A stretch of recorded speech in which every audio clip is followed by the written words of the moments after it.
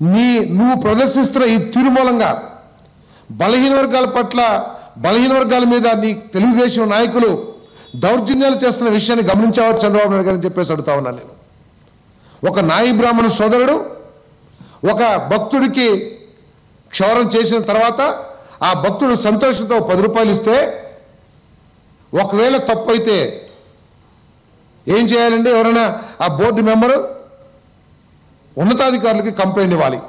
కానీ తెలుగుదేశం చేత నియమింపబడ్డ తెలుగుదేశం కార్యకర్త ఆ బోర్డు మెంబర్ చొక్కా పట్టుకుని కులం పేరుతో దుర్భాషలాడుతూ ఆయన మీద దౌర్జన్యం చేశాడంటే కేవలం నువ్వు ఏ విధంగా అయితే ఆలోచిస్తున్నావో, బలహీన వర్గాల పట్ల ఏ విధంగా వివక్షాపూరితంగా నిర్లక్ష్యంగా అవమానకరంగా ప్రవర్తిస్తున్నావో నీ పార్టీ మొత్తం నీ మంత్రుల దగ్గర నుంచి నీ అట్టడుగు కార్యకర్త వరకు కూడా అదే విధంగా ప్రవర్తిస్తున్నారు.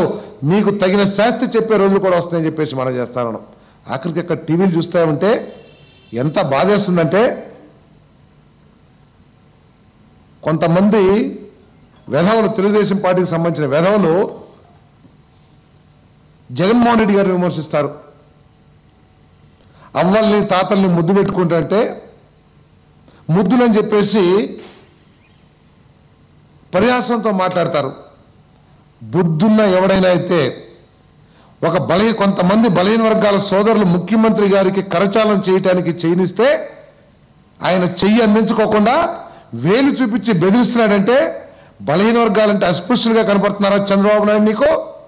కనీసం వాళ్ళ దగ్గర తీసుకుని వాళ్ళతో కరచాలనం చేసి వాళ్ళ సమస్యల పట్ల సానుభూతితో ప్రవర్తించి వాళ్ళ సమస్యను పరిష్కరిస్తారని చెప్పాల్సిన చంద్రబాబు నాయుడు గారు, ముఖ్యమంత్రి గారు ఎంత అసహనంతో ఎంత అమానుషంగా ప్రవర్తించాడో ఒకసారి ఆలోచించమని చెప్పేసి.